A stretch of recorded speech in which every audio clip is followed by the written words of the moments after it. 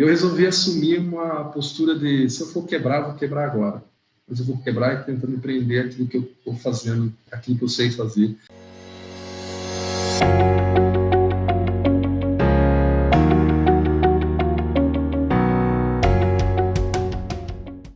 Dionísio, obrigado por aceitar o convite do IGP, bater esse papo com a gente, conversar um pouquinho sobre carreira, sobre empreendedorismo, né? Futuro do Brasil.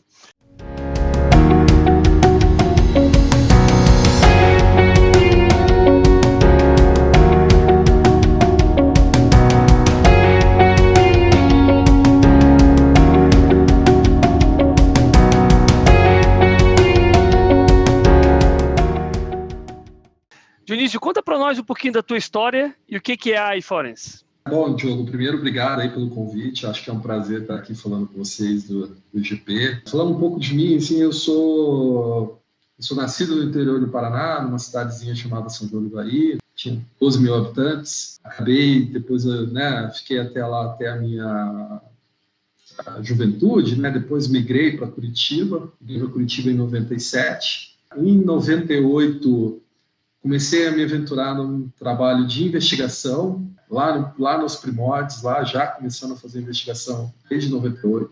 Tenho aí alguns anos já na prática, né, de investigação, então acabei vendo como que o próprio mercado de investigação ao longo dos anos começou a se comportar e as mudanças, algumas exigências de leis americanas, como a SOX, em relação a você promover investigações dentro das companhias, né, por conta de alguns problemas que aconteceram fora do Brasil. Então, as empresas que têm ou tinham, né, na época lá, ações da Bolsa de Nova York, deveriam estabelecer um canal de denúncia e aí promover as investigações de denúncias advindas desses canais. Então, a gente começou, nessa época, eu fazia parte de uma empresa também aqui local, de Curitiba, chamada Conformity.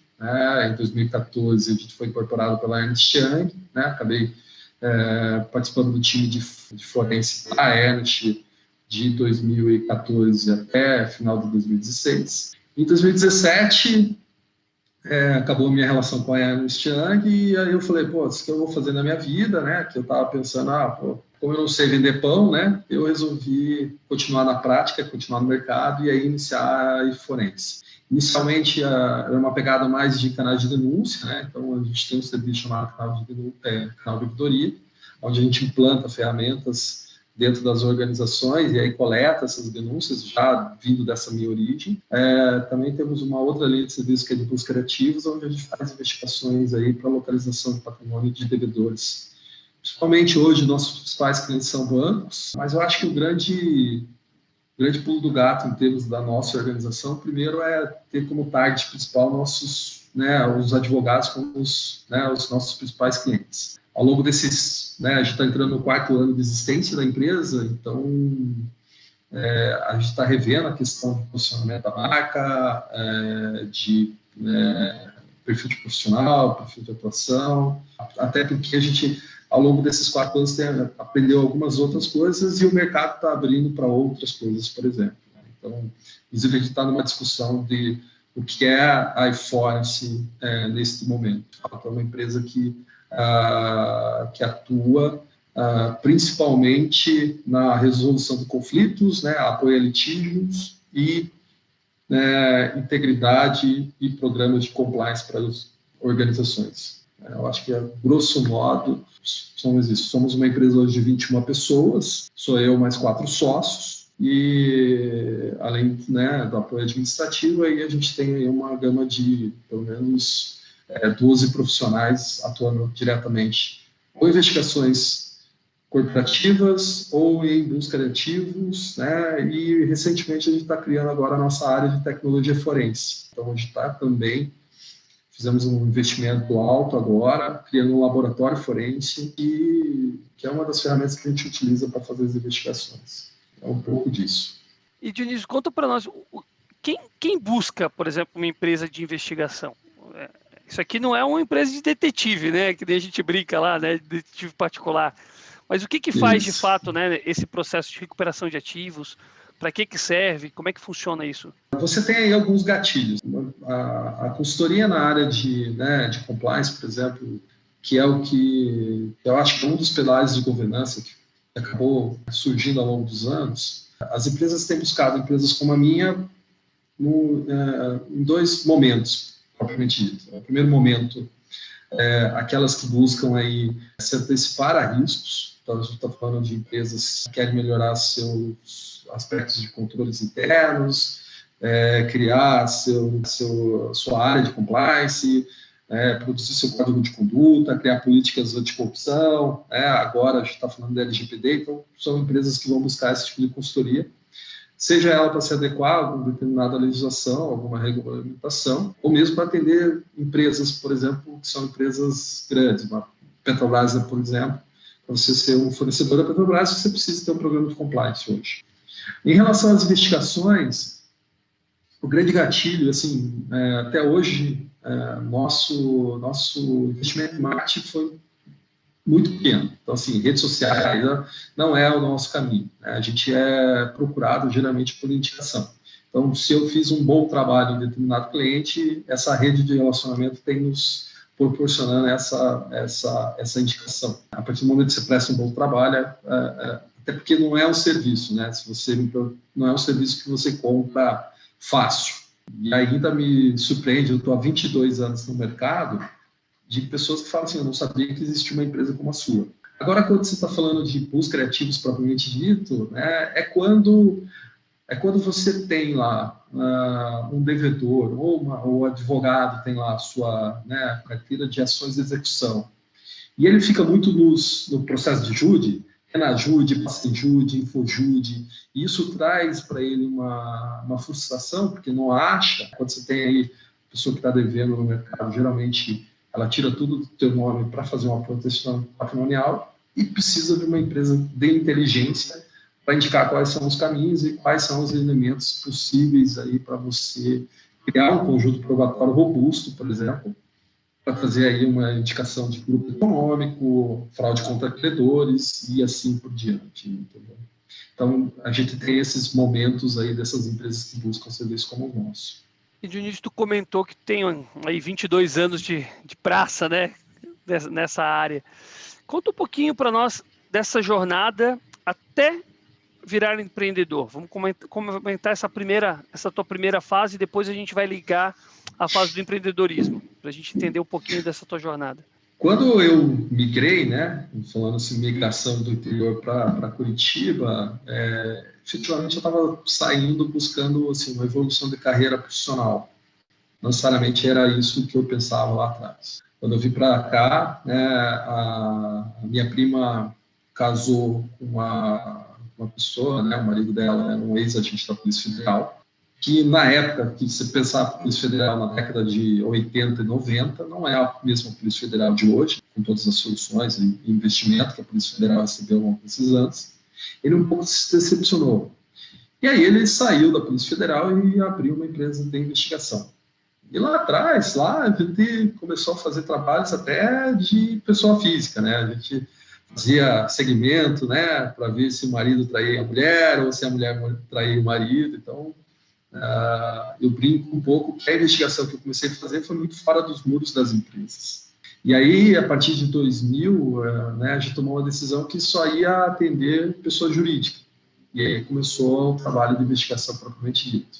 Em 2001, o Marcos, né, que é o meu guru e que me colocou nessa linha de atividade, vendeu a empresa, foi ser diretor de uma multinacional, uma empresa chamada Kroll. Na época, acho que uma das primeiras aqui do Brasil, enfim, não tinha uma concorrência direta com a Kroll em termos de investigação. O Marcos foi trabalhar e eu fiquei como subcontratado, então fiquei durante esse período. Em 2004, volta e ele abre a Conforte, por conta dessa legislação que eu te falei, em termos de canais de denúncia.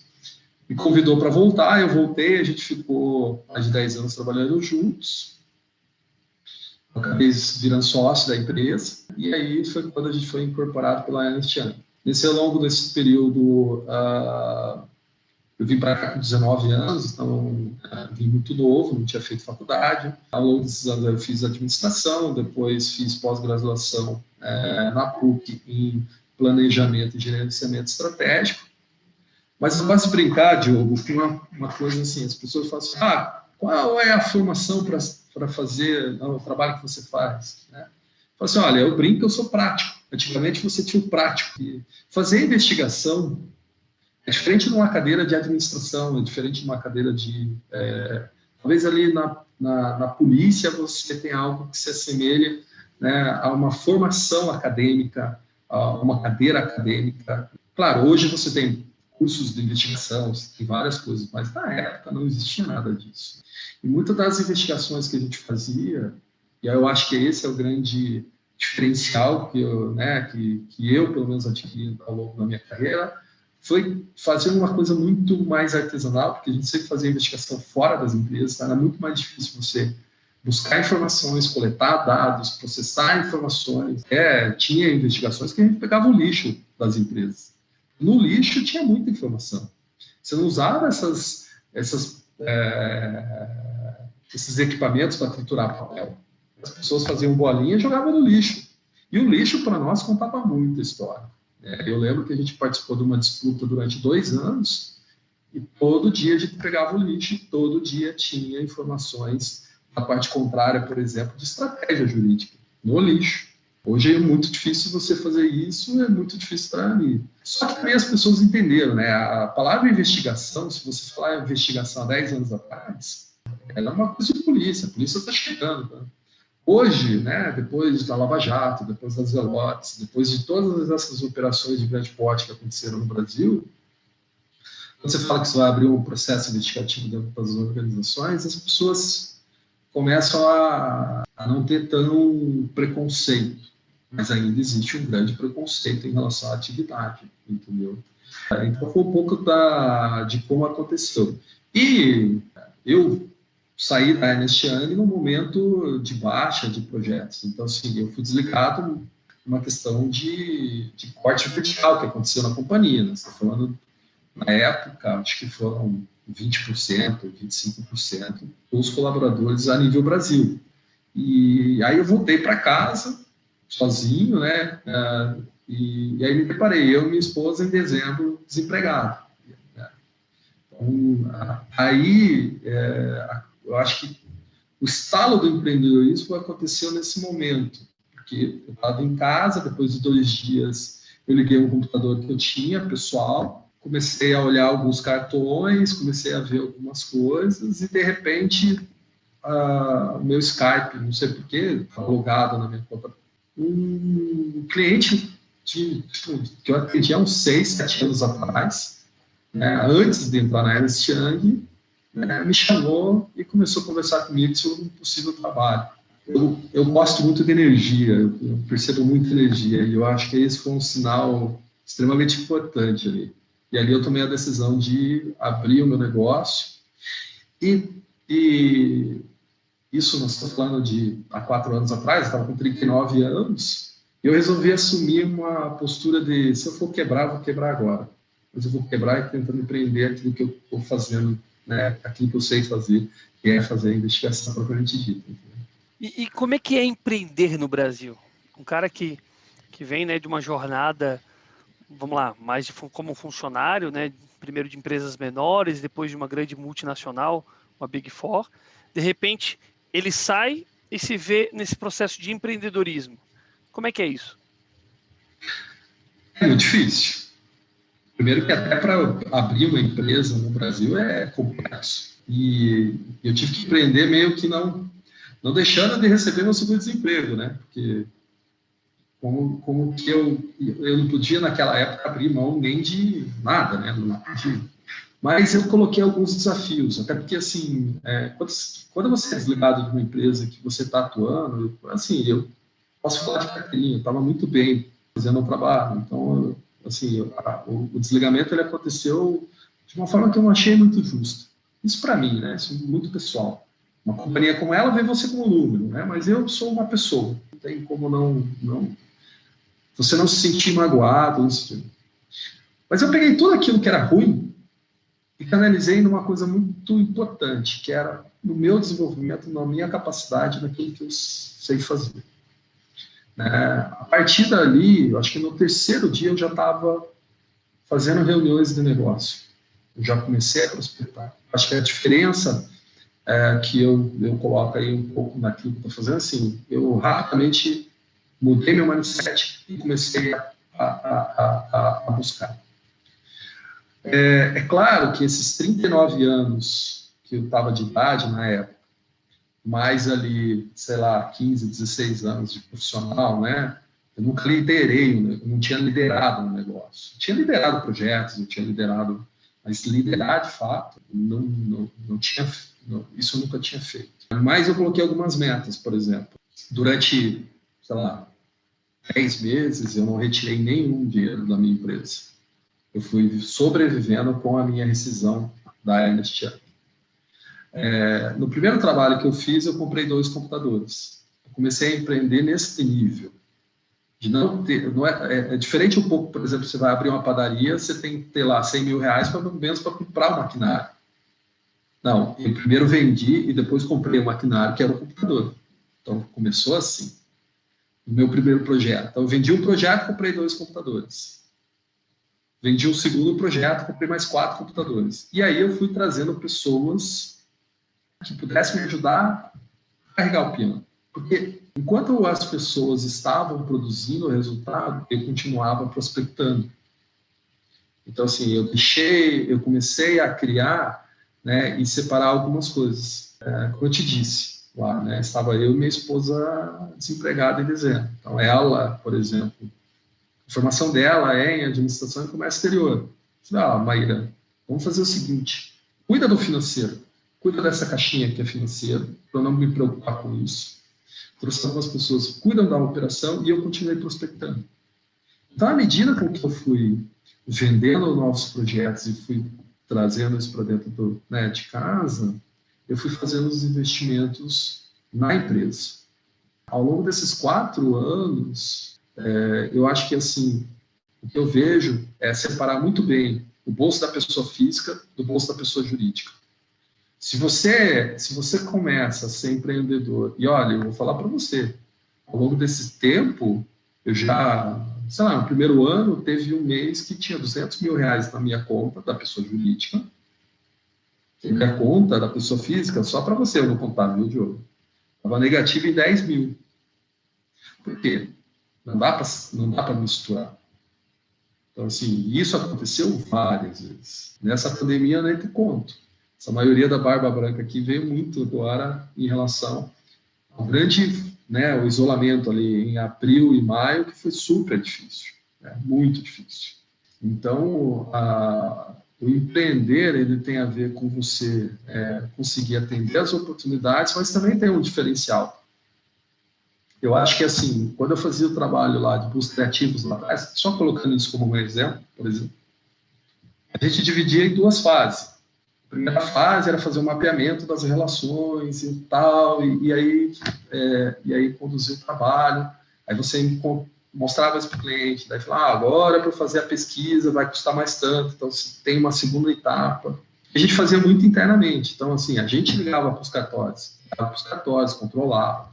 O primeiro que eu fiz, deu confusão, falei, não quero mais isso. Né? Chamei meu sócio, Marcos Paulo, falei, Marcos Paulo, quem é o melhor cara aqui que busca essas certidões? É um fornecedor, tá. Esse fornecedor, ele é bom. Então, nunca mais a gente vai ligar para o cartório, porque não faz parte do nosso core business.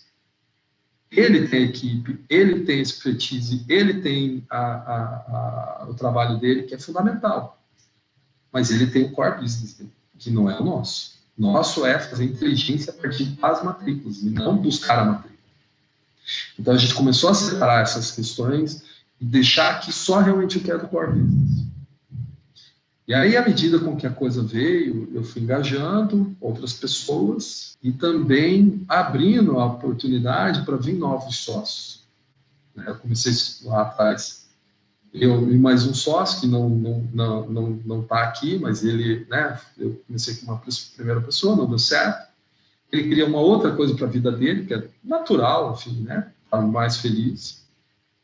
Mas ao longo dos anos, à medida que os trabalhos vêm vindo com os clientes, tenho aberto capital da minha empresa para outras pessoas, não só para me ajudar a carregar esse piano, que cada vez mais, mas também para dividir responsabilidade e você continuar empreendendo. No Brasil, a dificuldade que eu vejo, até olhando esses fornecedores que a gente acaba trazendo aqui para dentro do escritório, né? A pessoa que cuida da parte de infraestrutura de rede, tem a pessoa que cuida da parte da limpeza. Você vê que elas começam a empreender, mas não se preocupam com a organização. Não se preocupam em ter um contrato, uma minuta de contrato, não se preocupam com uma conta no banco, não se preocupam por ter um endereço, um cartão de visita. Simplesmente elas olham para o lado, veem que aquela determinada, né? Se você trabalha, por exemplo, numa empresa de limpeza, pô, o cara, tem um amigo meu que tem uma empresa de 7.000 funcionários, que faz limpeza e conservação ali no Brasil. Um outro amigo meu chegou assim, não, vou abrir um aqui, porque o nosso amigo lá está ganhando dinheiro e tal. Eu falei, acho que não, hein? Você tem uma curva de aprendizado, ele tem aí 20 anos de mercado, ele tem, né, total experiência nesse segmento, e principalmente porque o empreendedor ele não tem que estar, na minha opinião, né, não tem que estar preparado para aquilo que é normal, ele está preparado para a diversidade, para o problema, para a dificuldade, sabe? Para que ele possa, de alguma forma, saber lidar com as variáveis. Eu trato variável todos os dias, né? E o reagir nessas variáveis, eu acho que é um pouco do segredo, pelo menos para mim, né? E deixa eu te fazer uma pergunta, Dionísio, nessa linha, né, que tu está comentando de empreendedorismo, dessas dificuldades iniciais, né, principalmente quando você está começando. Quais são as principais barreiras, talvez você cite 2, 3 para nós, de empreender, né, para poder começar esse empreender? Primeiro, conseguir a primeira oportunidade. Eu acho que essa é a primeira barreira. Porque quando você está iniciando uma nova jornada, por exemplo, alguém tem que acreditar em você e abrir a primeira porta. Então, esse é o primeiro aspecto. O abrir a porta é mais fácil. O manter a porta aberta é mais difícil. Então, assim, eu brinco que o vender é fácil. O mais difícil é entregar. Quando você consegue entregar, e como eu te falei, assim, a dificuldade é você tentar engajar pessoas e estar junto de pessoas que consigam ajudar você a mostrar o valor do teu trabalho. Porque quando nós estamos falando assim, de busca de ativos, qual é o foco do busca de ativos? É trazer o dinheiro, né? Apresentar onde está o patrimônio da empresa, certo? Quando a gente acha, é muito fácil, a reunião fica muito simples. E quando você não acha, e você tem que demonstrar tecnicamente para o teu cliente que você se esforçou o suficiente, mostrar que o investimento que ele fez valeu a pena, por mais que você está falando para ele que não existe, eu acho que esse é um grande desafio em relação ao trabalho, você está entendendo? Porque quando você faz o gol, você está falando jogo de futebol, né? Fez o gol, é o ápice. Agora, quando você não faz o gol, né, você tem que mostrar que durante os 90 minutos você foi aguerrido, que você conseguiu, que você chegou. Entendeu? Eu acho que assim, conseguir uma porta aberta, manter ela aberta e você conseguir demonstrar para o seu cliente, de fato, que o valor que ele investiu em você foi um valor bem investido. Não foi simplesmente... E é uma coisa que eu vou colocar no meu site, tá? Novo, que a gente está reformulando. Eu não entrego o relatório, eu entrego o resultado. Quando você muda essa perspectiva, se as empresas vêm buscar em mim um relatório para cumprir determinada atividade, não. Desculpa, não é meu target de cliente, não é quem eu vou ter. Agora, se você quer compartilhar comigo o seu problema e eu te levar um resultado, aí sim, aí conte comigo. E você vai ter um guerreiro até o fim da vida. E nessa linha, Dionísio, quais são as atitudes, né, que o empreendedor precisa ter para vencer essas barreiras que tu citou, por exemplo, de se manter aberto, né, de conseguir gerar esse engajamento com o cliente também? Existe um aspecto da comunicação que é muito importante, por exemplo, né? Você ser informativo, né? Essa questão. A informação, por exemplo, ela tem prazo de validade. Então, assim, informação velha é fofoca. Então, assim, a informação ela tem que ser atual, né, ela tem que ser coesa, né? Você tem que ser inovador, porque se você não inova, você vai entregar o que todo mundo entrega, e aí você não tem um diferencial naquilo que você está fazendo. A gente inova, e eu tento inovar em tudo que eu faço. E sempre estou buscando que as pessoas tragam ou tecnologia, né, que as pessoas comecem, por si só, serem uma unidade de negócio trazendo inovação. Fazer as coisas com inteligência, buscar a melhor forma de se fazer aqui. Você dá um objetivo para a pessoa, preciso ir para Porto Alegre, ou preciso ir para Florianópolis. Eu preciso que você saia de Curitiba, vá para Florianópolis, seguro. Mas se você vai de barco, vai de você, então você tem que empreender. Né? Prestativo. Se você não for prestativo, se o cliente não entender que você é prestativo, principalmente no mundo da consultoria, né? Diferente um pouco de indústria, mas a consultoria, você tem que ser prestativo, está sempre disponível, é claro, dentro dos limites. Deu 6 horas da tarde de sexta-feira, eu me dou o direito de responder um e-mail na segunda-feira de manhã. Não tem nada para acontecer nesse aspecto, mas eu sempre tenho pelo menos esses 4 pilares aqui, Diogo, são importantes. Ser informativo, inovador, inteligente e prestativo. É legal que tu trouxe inovação, né? E a gente está num momento aí de grande mudança tecnológica, né? Até o próprio Covid tem permitido esse processo. Como é que tu vê essas alterações tecnológicas impactando o futuro, né? Brasil e dos negócios? Eu acho assim, para mim a pandemia, o aspecto profissional aqui da minha empresa, eu acho que foi sensacional em um aspecto. 95% dos meus clientes estão em São Paulo. Tá? Então, assim, antes da pandemia, eu fechava o projeto, a gente executava o projeto aqui, ou eu ia sozinho ou levava uma pessoa para me acompanhar nas reuniões de entrega em São Paulo. Você imagina, para ir para São Paulo, você tem um custo de avião, de táxi, de alimentação, então isso é um processo custoso. Não dava para pegar 5, 6 pessoas e levar para a reunião. Na pandemia, não. Eu boto todo mundo do time para participar da reunião, porque é ali que eu estou treinando as pessoas, à frente do cliente. Ele está escutando o que o cliente está falando, ele está escutando a dor do cliente, ele está entendendo a estratégia.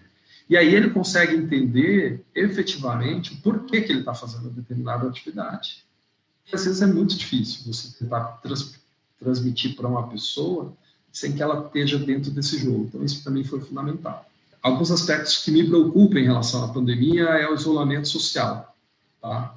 Então, o profissional que fica dentro de casa 100%, e assim, a gente vai ter que ter uma mescla. Não estou dizendo que a minha empresa vai voltar, tá, com 100% das pessoas aqui. Possivelmente vão continuar em home office. Mas em determinado momento, você tem que trazer ela para dentro da sua casa. Você tem que trazer eles para o escritório. Porque às vezes assim, o cara está fazendo uma determinada atividade e fala, puta merda, mas será que eu estou fazendo certo? Ele começa a entrar num ciclo psicológico de talvez assim, de uma negatividade e de não perceber que ele ainda é fundamental, que ele é uma pessoa importante, que ele tem total, que ele faz parte de um núcleo maior. Né? A depressão, você sabe disso, a depressão é o pior, é um dos piores doenças hoje, né? E as pessoas estão ficando doentes nesse aspecto. Então, dosar tecnologia, né, para aproximar as pessoas, eu acho fundamental, acho sensacional. Dosar na entrega desse trabalho. Mas, por outro lado, a gente tem que olhar as pessoas de uma forma um pouco diferente, para que elas não entrem nesse ciclo. A minha empresa é o seguinte, trabalhamos todos os dias com pessoas, né, uma empresa feita por pessoas e para pessoas. É isso que eu acho que é o fundamental. Eu estou todo dia olhando para pessoas, seja numa investigação, seja no dia a dia do trabalho, e tentando aproximar, né, na parte de tecnologia, mas, de fato, assim, não esquecer um pouco o touch, né, o humano, trazer a pessoa para dentro desse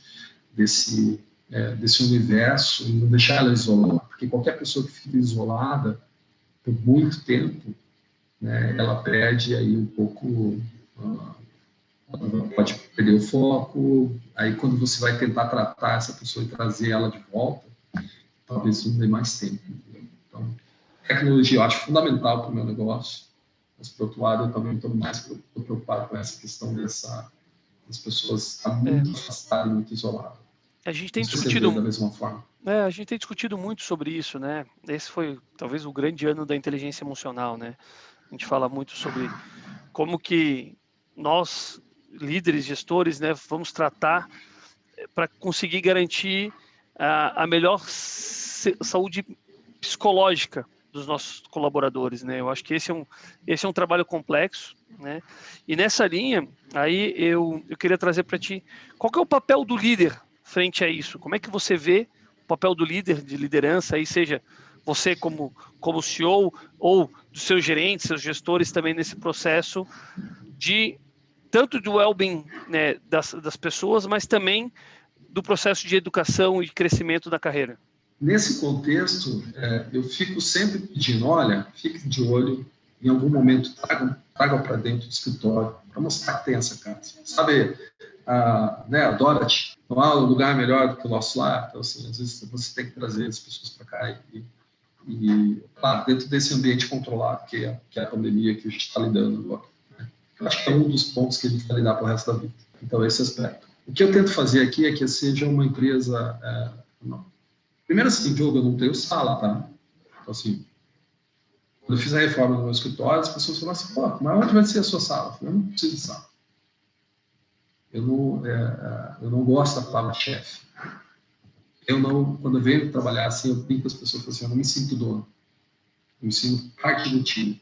Eu só desenvolvo uma função diferente daquela. Então, assim, essa questão da liderança, eu tento desenvolver isso individualmente. Porque durante o trabalho, 95% você tem que estar preocupado com a sua entrega, aquele resultado que você tem que promover. 5% do seu tempo você tem que ser dedicado a ser consultor do seu amigo. Porque não necessariamente, quando você traz um profissional, eu trago um profissional para dentro da nossa estrutura, por exemplo, imagina eu convidar você, Diogo, para vir trabalhar aqui comigo. Eu tenho uma ideia, pô, Diogo, na área financeira, é diretor de uma grande multinacional, tal, vai vir aqui, vai ser um grande CFO da empresa. Eu tenho essa ideia. Aí, de repente, o Diogo vem com outra pegada, mostra um skill diferente, traz uma outra questão, fala, putz, não é bem como CFO. Ele talvez seja um bom operador, sei lá, de mesa de fundos de investimento. As pessoas que entram na minha empresa, elas vêm, eu trago pensando numa função. Mas o que vai acontecer ao longo do tempo é ela procurar o seu espaço, mostrar a sua competência, para que as pessoas a procurem. Então, quando você é procurado porque você tem determinado skill diferente, não, nem todo mundo, assim. Eu como empreendedor, sabe o que eu busco? Eu não busco pessoas que fazem a mesma coisa que eu. Eu busco as pessoas que eu sei das minhas dificuldades.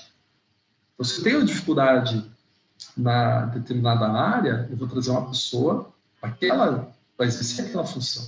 Eu sou bom em determinado assunto, então eu não vou trazer uma pessoa, vou trazer aquilo que é diferente. E aí Seja teu complemento, né? Seja teu complemento, né? Porque senão... É isso. Se eu vou trazer alguém para competir, não que eu acho que eu sou bom em tudo, mas eu quero trazer pessoas que vão complementar aquilo que me falta. E eu vou complementar o que me falta das outras pessoas. A gente aqui é um Lego, né? Os meus sócios, cada um tem uma competência diferente que não é igual a minha. É natural que as pessoas venham para cá, desenvolvam a sua competência, claro que você traz com uma ideia, mas elas vão ocupando espaço. E é isso que eu tento fazer de desenvolvimento. E se a gente fosse listar, Dionísio, as principais, talvez, habilidades ou características de um líder, né? Quando tu consegue observar um líder, quais seriam essas características? Eu acho que, assim, vaidade zero. Tá? Esse é o primeiro papel. Se você tiver alguma vaidade e preocupação em não transmitir o seu conhecimento, cara, parou. Você não vai ser líder nunca. Até porque é o seguinte, no meu negócio, se você vem e me pergunta qual é o segredo do meu negócio, eu te falo. O segredo do sucesso hoje do meu negócio foi apostar em prospectar em advogados, naquela atividade que eu faço. Esse é o meu segredo. Agora, não necessariamente você vai pegar esse meu modelo, vai tentar aplicar, você vai conseguir. Então, assim, vaidade, né? Então, assim, eu acho que eu quero que todo mundo brilhe.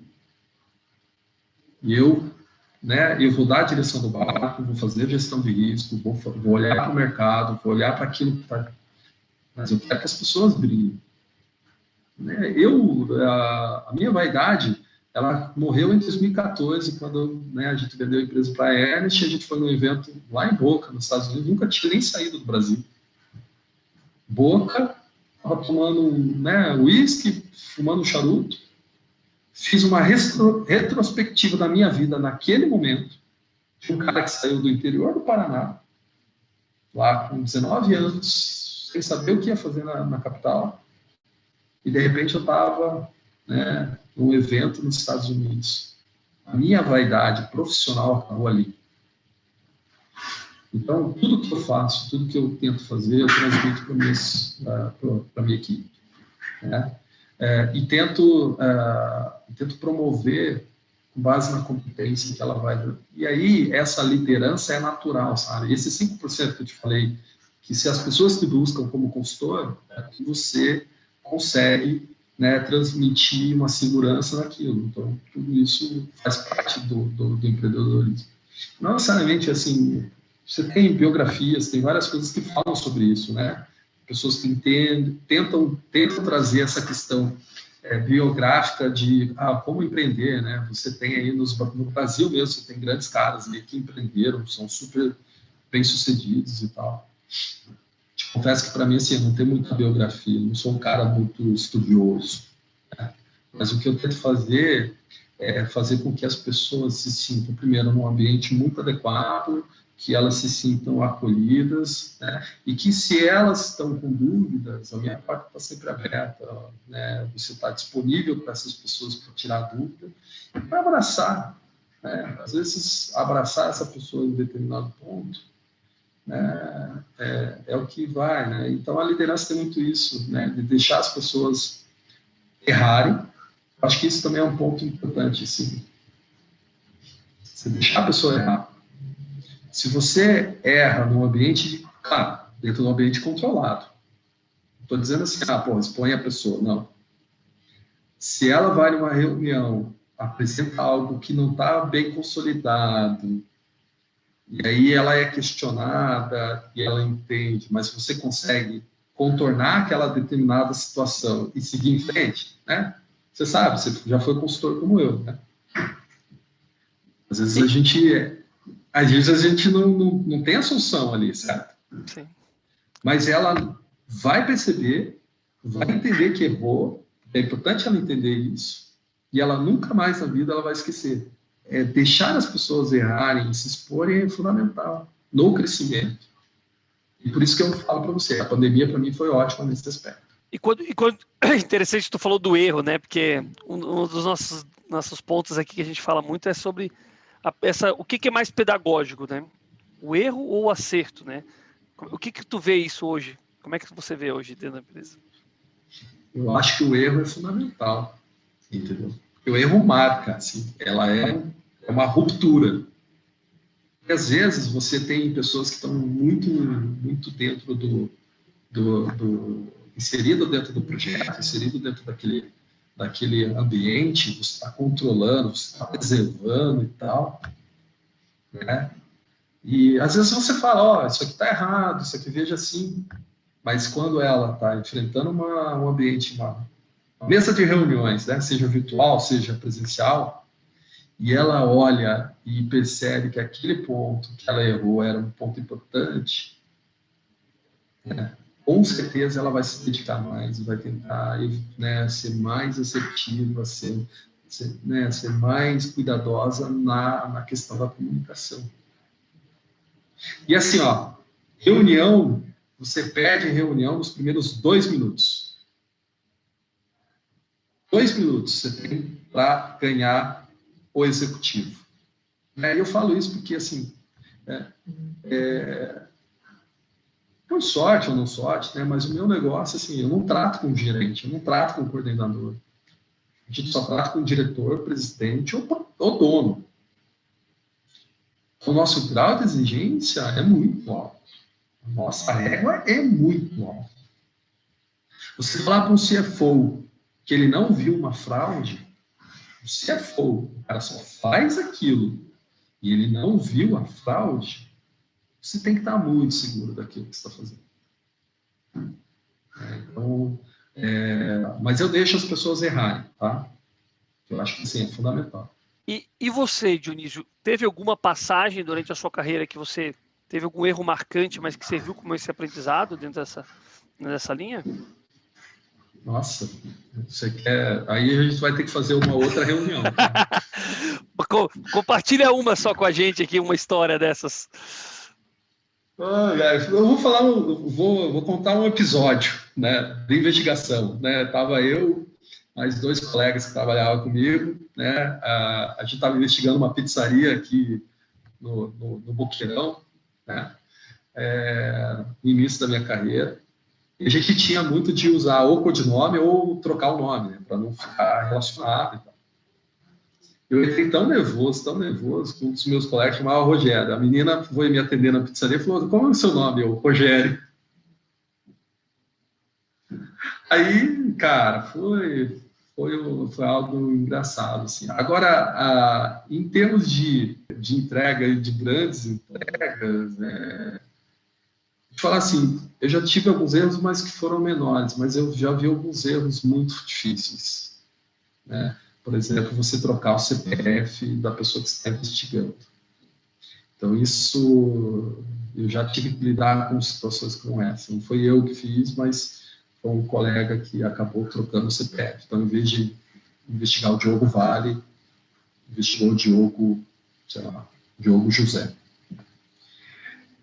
E aí, quando eu te falo assim, que a minha preocupação na empresa são pessoas, e por isso que eu estou sempre tentando desenvolvê-los, né, é porque eu tenho o maior respeito pelas pessoas que eu estou investigando, mesmo que ela tenha feito um desfalque de 100 milhões dentro do meu cliente.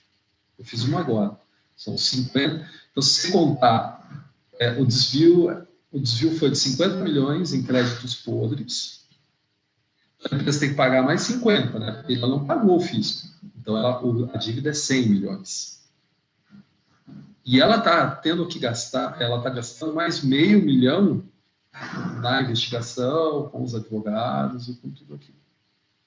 Mas mesmo para esse cara que desviou 50 milhões, durante todo o processo de investigação, o que eu mais pedi para as pessoas foi cuidado com essa pessoa, porque ele é um ser humano, entendeu? Ele pode ser um pai de família, né? E eventualmente não se sabia também se ele era culpado ou não, né? Tu estava num processo de investigação, né? Acho que tem tudo isso também, né? Dentro dessa bagagem do sigilo que vocês trabalham, do processo que vocês trabalham, acho que tem isso muito grande também. É interessante, né, Dionísio, porque tu saiu, né, de funcionário para empresário, pequeno empresário, já talvez médio empresário, agora cada vez mais crescendo, a gente acompanha aí o crescimento da sua empresa. E talvez dentro desse processo, tu começa a contratar várias pessoas, o que diferencia aquele profissional que você vê que vai estourar, que vai dar sucesso, e aquele profissional que fica estagnado? Eu acho que é assim, você está colocando um ponto bem importante, né, em termos de avaliação do profissional. Eu acho, isso é uma opinião muito minha, né? Existe profissional mal alocado. Você tem profissionais que vão ser ponta de flecha, que é o cara que se expõe, que se articula, que se dá. Você tem um cara que fica lá atrás, que é o cara que não quer se expor, quer estar ali. Mas ele tem o seu valor. Então, eu acho que o que a gente comete de erro, como eu te falei, quando eu contrato, estou contratando uma pessoa que eu imagino que vai fazer uma função. Mas em determinado momento ela se desenvolve e vai ocupando outro espaço. Não necessariamente ela vai ser um vendedor, ela vai ser alguém que vai estar assumir a responsabilidade, mas ela vai ser um excelente técnico. E eu, como empreendedor, eu tenho que observar isso, né? Agora, as pessoas que entraram na minha empresa ao longo desses 4 anos, por exemplo, e saíram, não falam que foi por conta de capacidade técnica. Foi tempo da empresa e tempo do profissional. São 2 tempos completamente diferentes. Se você quer ser um profissional e quer colocar o teu tempo à frente do tempo da empresa, você não está engajado. Até porque, assim, né, como você falou assim, vou ter acompanhado o teu sucesso e crescimento, são 22 anos. Não é de hoje. Eu tenho 22 anos no mercado. Né? Se a pessoa, né, às vezes chega aqui um profissional que não se enquadra, aquele profissional que quer sentar na minha cadeira, e tem 2 anos de estrada, ou 1 ano, ou não. E aí ele não percebe o tempo. Eu acho que, assim, os profissionais que, de fato, não engajam, não são aquele profissional que um brilha mais do que o outro, ou que tem... Eu acho que todos têm o seu valor, todos têm a sua posição. A dificuldade que eu tenho, por exemplo, hoje, é que as pessoas entendam o tempo deles no mercado, o tempo deles como empresa, né? E o tempo que a gente está. Entendeu? Né? Então, Diogo, eu acho que, assim, na minha opinião, é mais ou menos isso. Porque nenhuma empresa manda ninguém embora, a não ser por uma crise. As pessoas se mandam embora sozinhas. Em regra, uma pessoa que eu cheguei aqui, você chega aqui uma pessoa, ela vai ficando numa caixa, não interage, sabe? Está querendo segurar a questão do seu conhecimento, não compartilha, não. E nessa linha, Dionísio, qual que seria talvez o maior equívoco que uma pessoa pode cometer no decorrer dessa jornada da carreira que você está vendo? Muito o eu. Eu preciso, eu quero, eu faço. Sabe? Eu estava escrevendo um pouco e fazendo algumas reflexões em relação a... Quando você fala em visão da empresa, né? Qual é a visão da empresa? Eu quero ser a melhor do mundo. Eu quero ser não sei o quê. Primeiro que eu não quero ter visão nem missão da minha empresa. Eu quero ter propósito e legado. São 2 coisas diferentes. Outra coisa que eu entendo que é o seguinte: não sou eu que quero ser, né? As pessoas têm que me ver como um bom profissional. Quando eu fico o eu, é muito difícil, né? Você falar assim, eu. E aí você coloca 2 coisas na frente dos outros, as tuas coisas na frente da empresa, as tuas coisas não na frente. Né? Então, para o meu mercado de consultoria, que é muito dinâmico, a coisa se perde todos os dias e tal, acho que o eu é muito difícil de lidar. Você tem que pensar que você é um eu, no meio de um monte de eu, tentando fazer com que você avance naquilo que você precisa.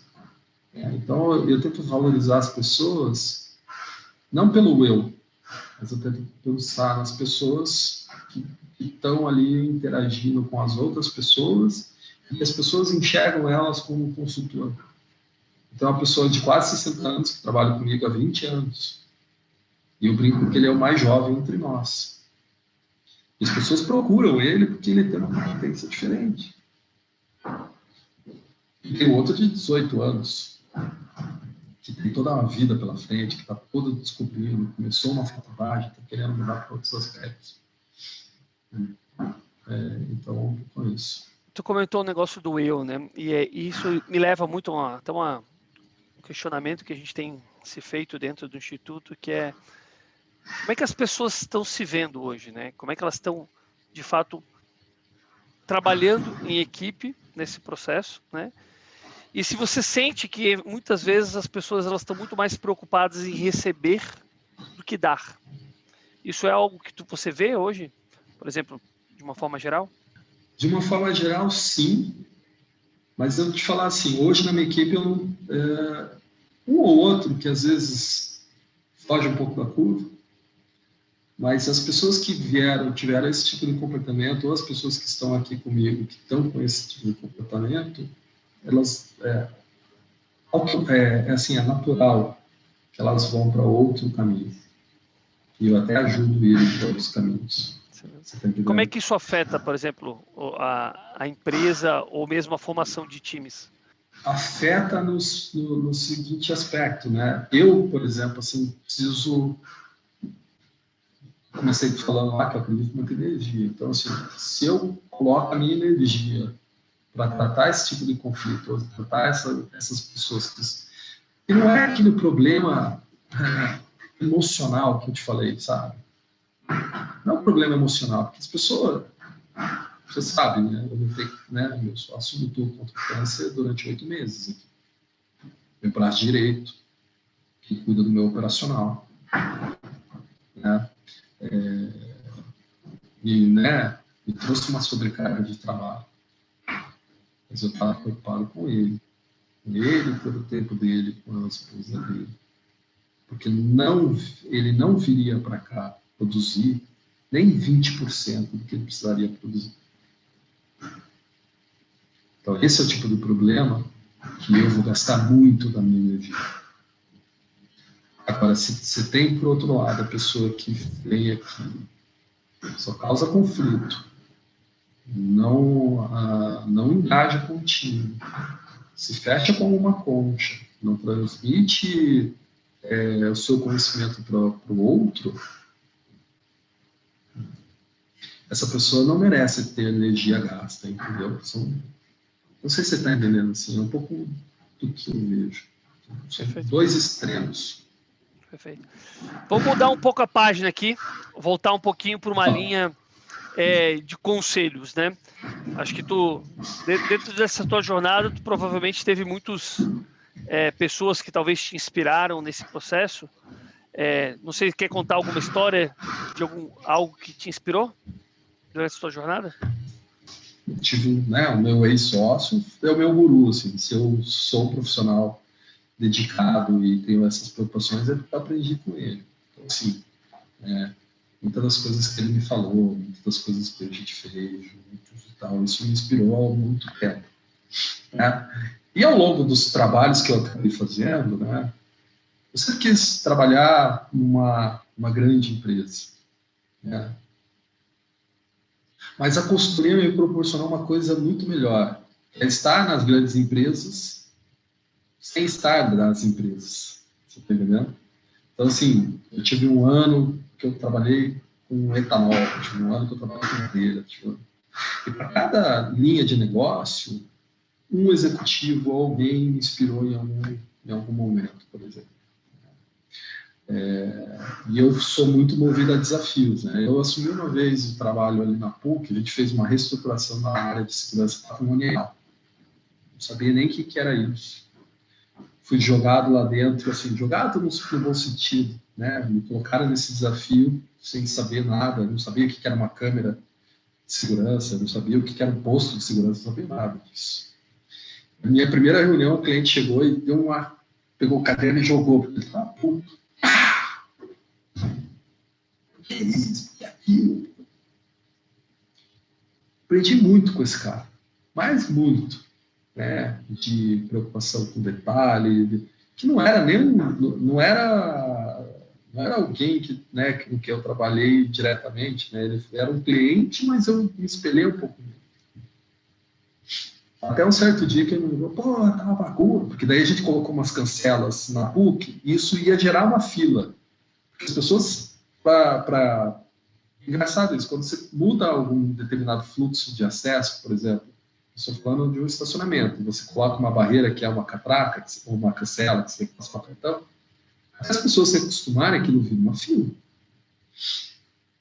Aí ele me ligou e falou, pô, tá dando fila, não sei o quê. Eu falei, não, tá, eu te falei que ia dar fila. Eu falei que ia ter problema. Mas já tá muito melhor, né? Ele falou, tá muito melhor. Então, assim, ele me inspirou a que eu superasse as minhas dificuldades sem saber da atividade. Né? E isso acho que é uma coisa muito marcante para mim, assim, né? Dentro da minha carreira. E nessa mesma linha, Dionísio, teve algum conselho que te marcou muito, assim? Eu acho que conselho não, mas um colega, às vezes, da Ernst, né, eu não entendi um pouco, né, por que as empresas contratavam consultoria como a minha, né, ou contratavam uma consultoria como a Ernst Young. Você está falando de duas coisas muito distintas, né? Eu falo, olha, por que as empresas fazem isso? Porque, por um lado, tem as empresas que querem o brand da marca, e tem, por outro lado, tem as empresas que querem o resultado. Por isso que vão uma empresa como a sua. E aí eu comecei a entender que por ser uma empresa menor, eu tenho que me dedicar muito mais. Porque quando eles estão buscando o meu serviço, o meu trabalho, né, a minha competência, é porque eu vou ajudar a resolver o problema.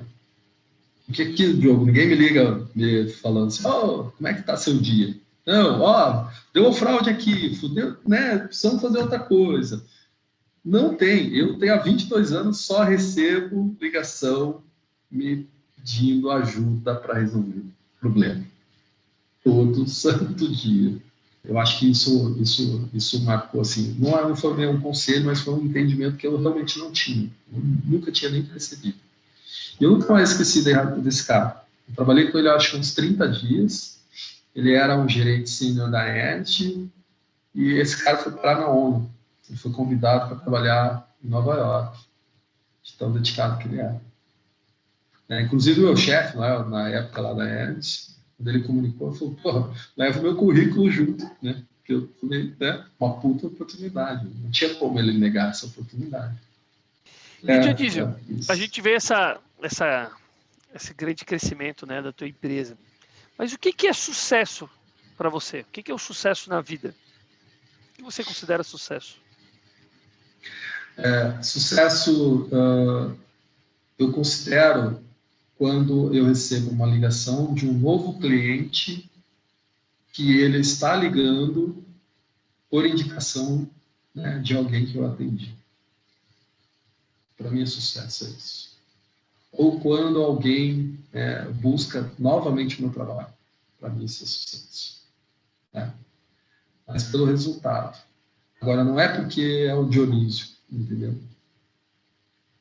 É porque a gente é uma equipe. E aí, agora, estava participando de um call, que a gente está fazendo uma investigação e realmente o cliente está com um grande problema. Em nenhum momento, quando o diretor jurídico estava falando com o presidente, ele falou de Dionísio, ele falou aí, Florença. Isso, para mim, é o sucesso. Entendeu? Acho que aí mostra Legal. que aquilo que eu estou fazendo vai ser uma perenidade, entendeu? Isso deve estar muito ligado, talvez, ao teu propósito e ao teu legado, né? Que tu comentou comigo. Quer compartilhar conosco um pouquinho sobre isso? O meu propósito é tentar trazer um ambiente de negócio mais justo, sabe? A competição, ela tem que existir, mas ela tem que ser justa. E não cortar caminho, sabe? Eu quero ser lembrado, né? Aí eu agora falando sobre mim um pouco, né? Eu consegui, por exemplo, desenvolver e ajudar alguém a ter um caminho melhor, a se desenvolver na sua carreira, a atingir os objetivos dela, tentar promover aí um ambiente muito, muito, muito humano no dia a dia. Né? Até porque nem tudo na vida é dinheiro. Né? Nem tudo na vida é dinheiro. Né? E ao longo desse período, eu tenho perseguido muita coisa. E o principal ponto que eu tenho perseguido dentro de ser empreendedor aqui são benefícios para as pessoas. Então, quando eu pude, eu coloquei vale alimentação. Quando eu pude, eu coloquei seguro dental, né, plano dental. Quando eu pude, eu coloquei plano de saúde. Quando eu pude, eu coloquei estacionamento. Né? Hoje a gente tem 5 ou 6 benefícios, além do salário. Né? E eu quero cada vez mais tirar essas despesas do bolso das pessoas. Né? Porque depois, no fim das contas, assim, propósito, né, tem a ver com com você trazer esse ambiente, não de competição, a gente vai competir com o nosso concorrente, sabe? Vai competir com ele, sabe? De igual para igual, né? De igual para igual. Aí fala assim, putz, não, a proposta é igual, tal. Qual que é a tua diferença? Minha diferença é essa, eu faço isso. O cliente falou uma coisa muito importante que eu gravei e eu acho que é fundamental. Ele falou, olha, o que mais gostei do discurso de vocês é que vocês não falam o que vocês podem fazer. Vocês estão falando o que vocês estão fazendo. Então, a gente está fazendo. A gente está, né, quando eu falo que eu faço uma investigação de fraude e a gente encontrou determinado assunto, é porque eu fiz, não é porque eu posso fazer. Então, o legado tem muito a ver com que, e quando eu, naquele momento, eu puder deixar a liderança da empresa, a empresa ela continue de uma forma sustentável, que o negócio continue. Então. Porque em consultoria é muito difícil, né, Diogo? Quando você é comprado, né, a gente não tem estoque, né? Não é igual lá na tua empresa, né? Você tem um estoque lá, né? Aquele estoque custa X milhões de reais. Não é um ativo, tá lá. Qual é o ativo da consultoria? Pessoas. São pessoas. Esse é o ativo, né? Se alguém vem comprar a minha empresa aqui, ela vem comprar as pessoas. Então, o meu grande legado é montar uma empresa de pessoas para pessoas e pelas pessoas. E nessa linha, Dionísio, que tu está comentando, qual que é o papel da carreira para se chegar ao sucesso? O segredo para chegar no sucesso é, na minha opinião, persistência e paciência.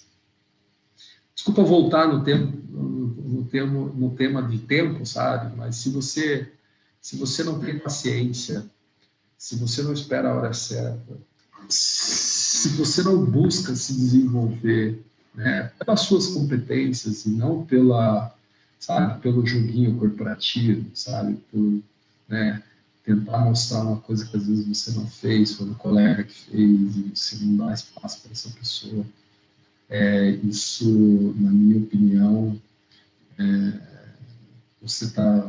vai ter, esse é o segredo do insucesso. O segredo do sucesso é você ter paciência, persistir, né? Acho que eu estou numa posição hoje porque eu viajei com a minha esposa, né? Ano passado a gente fez a primeira viagem internacional juntos, assim, foi uma grande vitória. Daí ela falou, putz, né, mas você já tinha feito uma viagem internacional, né, e a gente, né, só conseguiu agora. Eu falei, pois é, tudo aquilo que eu fiz lá atrás foi para que a gente pudesse estar aqui hoje. Sem aquilo lá atrás, eu não estava aqui. E eu persisti naquilo que eu faço. Eu amo o que eu faço, assim, eu acordo às 6 horas da manhã querendo vir para o escritório, entendeu? Se você não consegue acordar às 6 horas da manhã para fazer a sua atividade, muda de carreira, porque você não sabe o que você está fazendo. Você não tem tesão. Tem que ter tesão, sabe? Tem que ter amor, tem que vestir a camisa. Quando o Zagallo briga, você vai ter que me engolir, bate a mão na camisa. Se o cara não é engajado, se o cara não bate a mão no peito e tal, pois, né? E tem a paciência para perceber, você não vai chegar lá, né? Muita gente já sentou na minha frente e falou assim, pô, eu preciso ganhar 15 mil reais por mês. Porra, 15 mil reais por mês, assim, ó, é uma matemática bem básica, assim, de consultoria, tá, Diogo? Vamos dizer assim, ó, o cara quer ganhar 15 mil por mês. Eu falei, pô, eu não, né, assim, eu ainda não ganhei 15 mil reais por mês, assim, direto, né? Mas eu falei assim, pô, 15 mil reais por mês, né? Nós estamos falando de 150 a 140 mil, certo? Reais, líquido. Isso é líquido. Né? Você faturar isso, primeiro assim, você tem 20% de imposto. Então, é 180 mais 20%. Certo?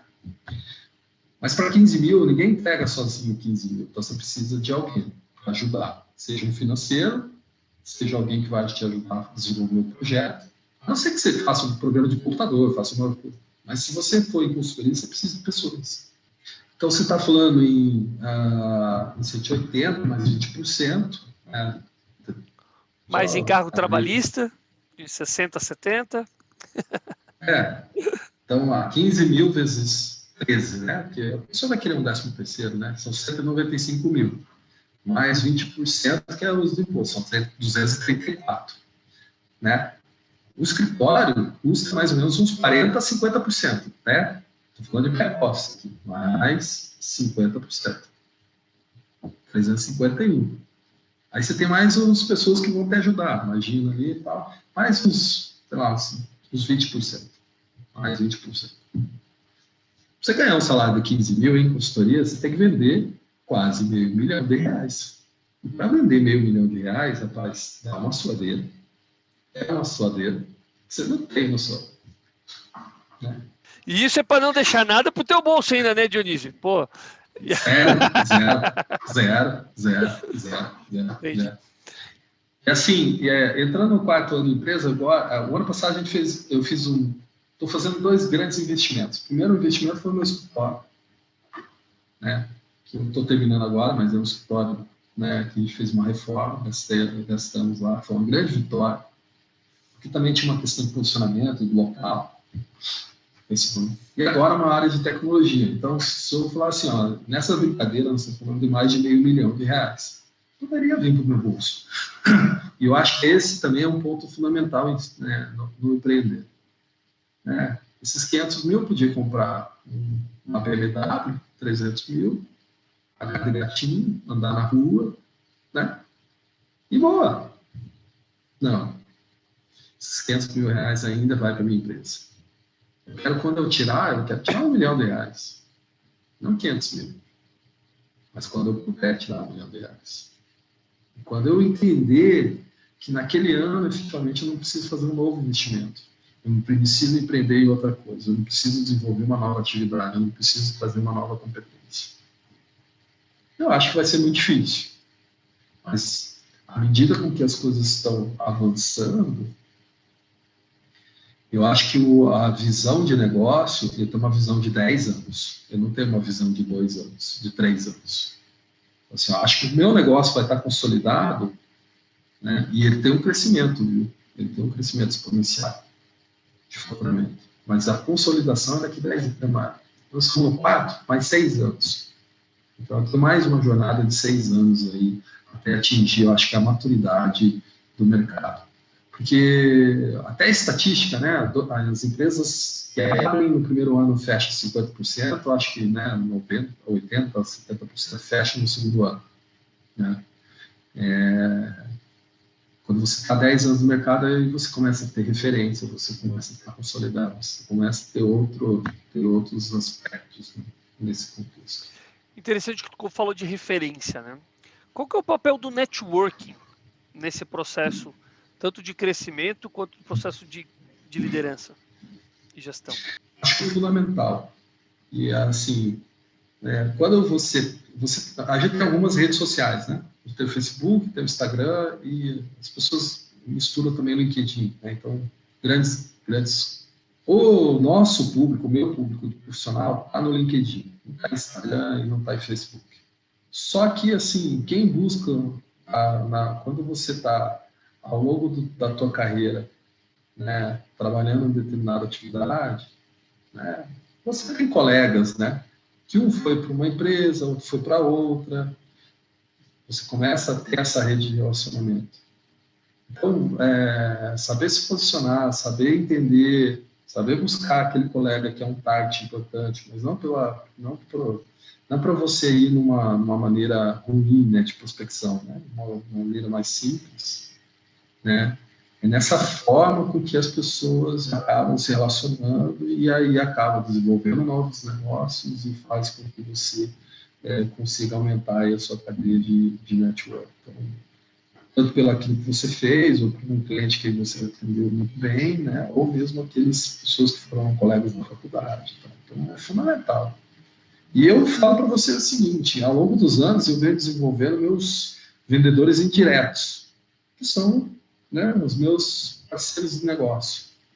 Porque, efetivamente, assim, eu sei muito bem onde eu estou.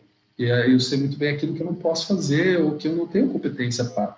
Então, por exemplo, você fala assim, preciso de alguém fazer uma auditoria. Não sou eu, é o meu colega. Eu vou indicar. Porque quando ele precisa de investigação, ele me indica. Quando você está falando de advogado, preciso de um advogado. Eu vou indicar os escritórios que eu atendo. Porque isso é fundamental. Eu estava prospectando no escritório de São Paulo, de advocacia. O advogado falou assim, não, quero trazer vocês aqui, porque, o escritório já pagou para um concorrente teu aí mais de 2 milhões de reais de faturamento e ele não trouxe um cliente para dentro do escritório. A troca é fundamental. Essa troca, né?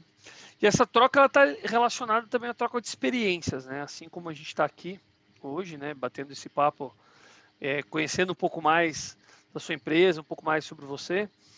Como é que você vê essa troca de experiência para o crescimento profissional dessas pessoas que estão aqui nos ouvindo? O que isso pode agregar e facilitar no processo? A troca de experiência é aquilo que eu te falei, né? Não queira saber tudo, né? Não queira... E tenta transmitir aquilo que você sabe? Porque se você transmite aquilo que você sabe, né? E as pessoas veem em você uma referência, né? Você cria uma autoridade, você se torna uma autoridade naquilo que você está fazendo, as pessoas vão te buscar e vão te indicar. Então, como eu te falei, não tenha medo de abrir o seu leque, né, de competências. Né? Não tenha medo de abrir para que as pessoas aprendam com você. Porque se você está trabalhando com alguém, viu, que a gente sempre discute isso, né? Você não consegue entregar, às vezes, as coisas sozinho. Precisa ter a equipe inteira. Então, assim, você tem que fazer... Se o cara vai jogar melhor, você passando essa competência para ele, por que não? Por que essa vaidade, sabe? Por que essa dificuldade? Por que sabe, segurar isso para você? Transmita o teu conhecimento, passe para outra pessoa. Né? Se essa pessoa vai crescer, cresça junto. Não fique preocupado, porque, ela... Sim, o mundo brilha para todo mundo. É só você, né, ter essa competência para entender. Porque existem muitas facetas nessa questão do profissional. E, claro, multinacional, empresas muito grandes, você tem essa competição porque eles fazem isso. Né? Eu trabalhei numa das Big Four, eles fazem isso, competir com todo mundo, competindo com todo mundo. A filosofia do negócio deles, né? É isso. Você está num ambiente desse. Mas quando você vai para uma consultoria, que você quer ser empreendedor de verdade, que você quer empreender a tua carreira, né? Existem outras formas de você jogar esse jogo que não aquilo que vai trazer coisas negativas para você. Entendeu? Você tem que buscar coisas positivas e se cercar das pessoas que vão te ajudar no teu crescimento e que vão te trazer, né, conhecimento de coisas que você não sabe, tá? Sabe? Tipo, entenda a sua... Primeiro, olha para você. Olha para aquilo que você não sabe, ou para aquilo que você tem dificuldade, ou para aquilo que você precisa engajar alguém a mais. Daí você vai se cercar de pessoas que não vão competir por competência, mas sim por resultado. Legal. Ótimo, muito legal. Dionísio, quer deixar alguma mensagem final para nós? Cara, assim, novamente queria agradecer a vocês aí pelo espaço. Espero não ter falado muita bobagem. Espero que não tenha te cansado ao longo desse tempo. Novamente desejando aí sucesso, né, ao GP, Diogo, sucesso a você. Né, tenho um grande carinho e admiração. Nos conhecemos aí há 5 anos aí, mais ou menos, né? Não, mais um pouco. Cara, daqui a pouco não vai fazer 10 anos aí de relação. Acho que essa tua vontade de ajudar as pessoas a crescerem, a se desenvolverem, a alcançar esses objetivos individuais é fundamental. Parabéns a você, parabéns à iniciativa do Instituto. Desejo sucesso e que tudo, e se precisar aí de ajuda, né? Precisar, conte sempre com a gente. Muito legal, Dionísio. Obrigado novamente, né, em nome do Instituto. A gente agradece a tua participação, agradece esse momento aí de sharing mesmo, de compartilhar um pouquinho da tua história, contar um pouquinho dos desafios que é empreender no Brasil, né? Mas também falar um pouquinho sobre liderança, sobre gestão e o que a gente pode fazer aí para fazer essa troca de experiência, deixar mais rica ainda com as pessoas que estão aqui nos ouvindo. Obrigado e agradeço aí. Obrigado. Então, até um próximo momento. Valeu. Vamos lá. Até o próximo encontro.